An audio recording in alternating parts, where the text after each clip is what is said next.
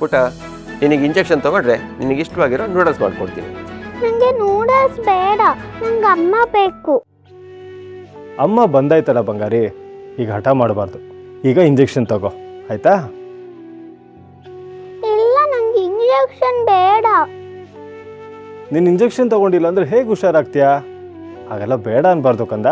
ಇಲ್ಲಿ ಬಾ, ಇಲ್ಲಿ ನಾನೇ ಇಂಜೆಕ್ಷನ್ ಕೊಡ್ತೀನಿ. ನಂಗೆ ಬೇಡ. ಸಾನ್ವಿಗೆ ಯಾಕೆ ಇಂಜೆಕ್ಷನ್ ಕೊಡ್ತಿದ್ದೀರಾ?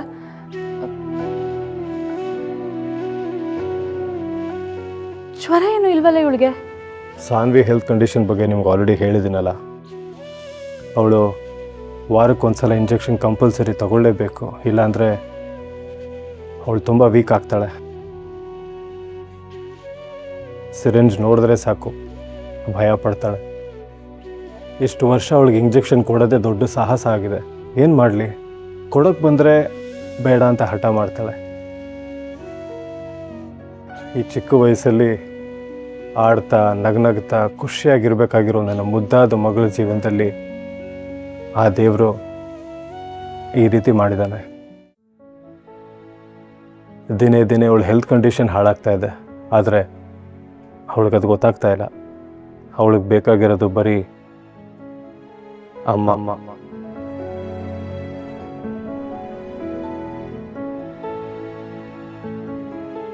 ಸಾನ್ವಿ ಪುಟ್ಟ, ನೀನು ಯಾವುದಕ್ಕೂ ಭಯ ಪಡಬಾರ್ದು. ಇಲ್ಲ, ನನಗೆ ಇಂಜೆಕ್ಷನ್ ಅಂದರೆ ಮಾತ್ರ ಭಯ. ನಿಂಗೆ ಅಮ್ಮ ಬೇಕೋ ಬೇಡವೋ? ಬೇಕು. ನೀವು ಯಾವಾಗಲೂ ನನ್ನ ಜೊತೆಲೇ ಇರಬೇಕು. ಆಯಿತು, ನನಗೆಲ್ಲೂ ಹೋಗಲ್ಲ, ನಿನ್ನ ಜೊತೆನೇ ಇರ್ತೀನಿ. ಆದರೆ ಆವಾಗವಾಗ ಮಾತ್ರ ಆ ಕೆಲಸದ ಮೇಲೆ ಹೊರಗಡೆ ಹೋಗ್ತಿರ್ತೀನಿ. ಅಮ್ಮ, ಅಂಥದ್ದೇನು ಕೆಲಸ ಮಾಡ್ತಿದ್ದೀರಾ ನೀವು? ಅದು ಹಾಸ್ಪಿಟ್ಲಲ್ಲಿ ನನಗೆ ಕೆಲಸ ಇರುತ್ತೆ, ಅದಕ್ಕೆ ಆಗಾಗ ನಾನು ಅಲ್ಲಿಗೆ ಹೋಗ್ತಾನೆ ಇರಬೇಕು. ಯಾವ ಹಾಸ್ಪಿಟಲ್? ಎಲ್ಲಿರೋದು?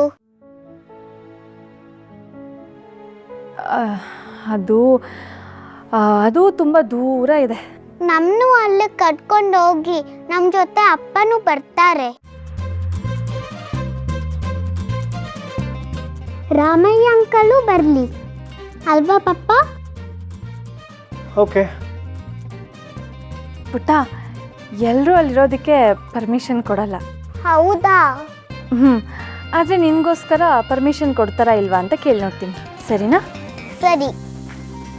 ನಾನು ನಿನಗೋಸ್ಕರ ಕೇಳಬೇಕು ಅಂದರೆ ನೀನು ಇಂಜೆಕ್ಷನ್ ತಗೋಬೇಕು. ಇಂಜೆಕ್ಷನ್ನ? ಇಲ್ಲಾಂದರೆ ನೀನು ಹೇಗೆ ಹುಷಾರಾಗ್ತೀಯ ಹೇಳು? ಸರಿ, ಆದರೆ ನಂಗೆ ಭಯ ಆಗುತ್ತೆ. ಏನು ಮಾಡಲಿ? ನಿನಗಿವಾಗ ಭಯ ಹೋಗಬೇಕು ಅಂದರೆ ನಾನು ಏನು ಮಾಡಲಿ? ಸ್ಟೋರಿ ಹೇಳ್ತೀರಾ? ಸ್ಟೋರಿನಾ? ಹೌದು, ಮೊದಲು ನಂಗೆ ಸ್ಟೋರಿ ಹೇಳಿ ಭಯ ಎಲ್ಲ ಹೋಗಿಸಿ, ಆವಾಗ ಇಂಜೆಕ್ಷನ್ ತಗೊಳ್ಳೋಕ್ಕೆ ಧೈರ್ಯ ಬರುತ್ತಾ ಅಂತ ನಾನು ನೋಡ್ತೀನಿ.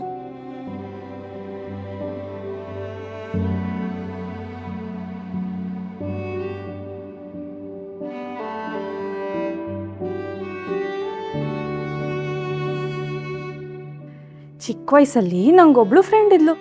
ಅವಳು ಅಷ್ಟೇ ನಿನ್ನ ಥರ ಭಯ ಪಡ್ತಿದ್ಲು. ಯಾಕೆ? ಇಂಜೆಕ್ಷನ್ ಅಂದರೆ ಎಲ್ಲರಿಗೂ ಭಯ ಅಲ್ವಾ? ಹೌದು.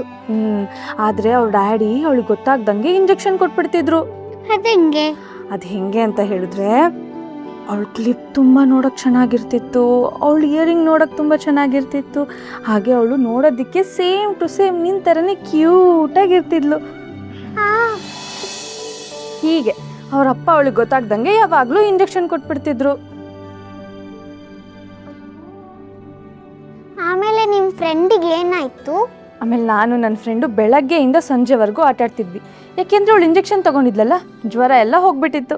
ಹಂಗಾದ್ರೆ ಇಂಜೆಕ್ಷನ್ ತಗೊಂಡ್ರೆ ಮಾತ್ರ ಆಟಾಡೋಕ್ಕಾಗೋದಾ? ಹೌದು. ಹಂಗಾರೆ ನನಗೂ ಇಂಜೆಕ್ಷನ್ ಕೊಡಿ. ನಿಂಗೆ ಆಲ್ರೆಡಿ ಕೊಟ್ಟಾಯ್ತು. ಐಫೈ, ತುಂಬ ನೋವಾಗ್ತಿದ್ಯಾ? ಇಲ್ಲ, ಇನ್ಮೇಲೆ ನೀವೇ ಇಂಜೆಕ್ಷನ್ ಕೊಡಿ, ನೋವೇ ಆಗಲ್ಲ. ನೀವು ಕೊಟ್ಟರೆ ಮಾತ್ರ ನಾನು ಇಂಜೆಕ್ಷನ್ ತಗೊಳ್ಳೋದು. ಸರಿ, ಆದರೆ ನೀನು ಇನ್ಮೇಲೆ ಇಂಜೆಕ್ಷನ್ ತಗೊಳ್ಳುವಾಗ ಹೆದರ್ಕೋಬಾರ್ದು, ಸರಿನಾ? Good girl. ನೀವು ಆ ಫ್ರೆಂಡ್ ಬಗ್ಗೆ ಹೇಳ್ತಿದ್ರಲ್ಲ, ಆ ಫ್ರೆಂಡ್ ಇವಾಗ ಎಲ್ಲಿದ್ದಾರೆ?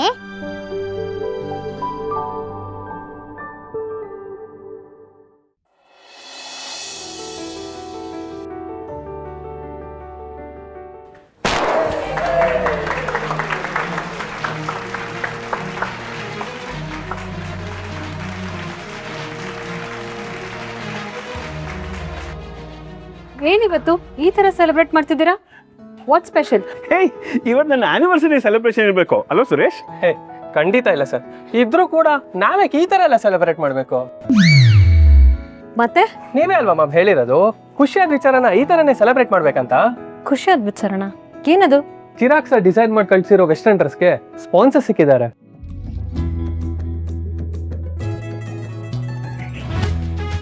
Congratulations. Thank you.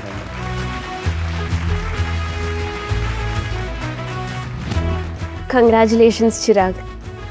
Thank you. ಬರೀ ಹಿಂಗೆ ವಿಶ್ ಮಾಡಿದ್ರೆ ಸಾಕ? ಮತ್ತಿನ್ನೇನು ಮಾಡಬೇಕು? ಬೇರೆ ಥರ ವಿಶ್ ಮಾಡ್ಬೇಕಪ್ಪ. ಬೇರೆ ಥರನಾ? ಯಾವ ಥರ? ಅದನ್ನು ನಾನು ಹೇಳ್ಬೇಕಾ? ನನಗೆ ಹಿಂಗೆ ಖುಷಿ ಆಗುತ್ತೆ ಅಂತ ನೀವು ಯೋಚನೆ ಮಾಡಬೇಕಪ್ಪ ಸ್ವಲ್ಪ. ಚಿರು, ಇಷ್ಟು ದಿನ ದೀಪದ ಬೆಳಕಲ್ಲಿದ್ದೋನು ಈಗ ದಿಶಾ ನೆರಳಲ್ಲಿದೆಯಲ್ಲ, ಏನು ವಿಷಯ? ಮುಚ್ಚಿಕಪ್ಪ, ಯಾಕೋ ಬೆಳಕಿಗಿಂತ ನೆರಳೆ ಹಿತವಾಗಿದೆ ಅನ್ನಿಸ್ತಿದೆ. ಅಯ್ಯೋ, ಎಂಥ ಒಳ್ಳೆ ಮಾತು ಹೇಳಿದೆ ಕಣೋ. ನೋಡು, ನಿನ್ನ ಮಾತು ಕೇಳಿ ನನಗೆ ಸುಕ್ಕಕ್ಕೆ ಫೋನ್ ಮಾಡಬೇಕು ಅಂತ ಆಸೆ ಆಯಿತು. ಬಂದಿರು, ಮಾಡ್ಬಿಟ್ಟು ಬರ್ತೀನಿ.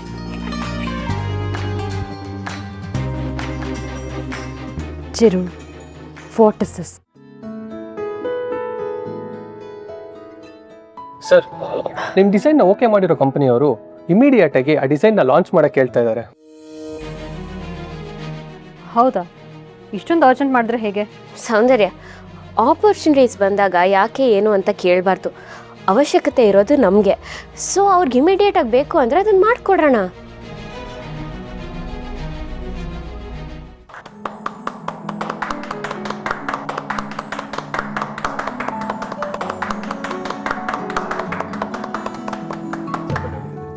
ಚಿಕ್ಕಪ್ಪ, ಯಾಕೆ ಚಪ್ಪಾಳೆ ಹೊಡೆದ್ರಿ? ನೀನು ಹೊಡಿತಾ ಇದೆಯಲ್ಲಪ್ಪ, ಅದಕ್ಕೆ ನಾನು ಹೊಡಿತಾ ಇದ್ದೀನಿ. ಭಾಳ ಸಂತೋಷ. ದಿಶಾ, ಪರ್ಫೆಕ್ಟಾಗಿ ಹೇಳಿದ್ರಿ.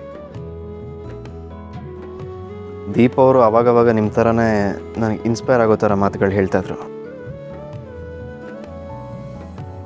ನೀವು ಅವ್ರನ್ನ ಫಾಲೋ ಮಾಡ್ತಿದ್ದೀರೋ ಅಥವಾ ಅವ್ರ ಥರನೇ ನಡ್ಕೊಳ್ತಿದ್ದೀರೋ ಗೊತ್ತಿಲ್ಲ. ಒಟ್ಟಿನಲ್ಲಿ ಇತ್ತೀಚೆಗಂತೂ you seem to be more interesting.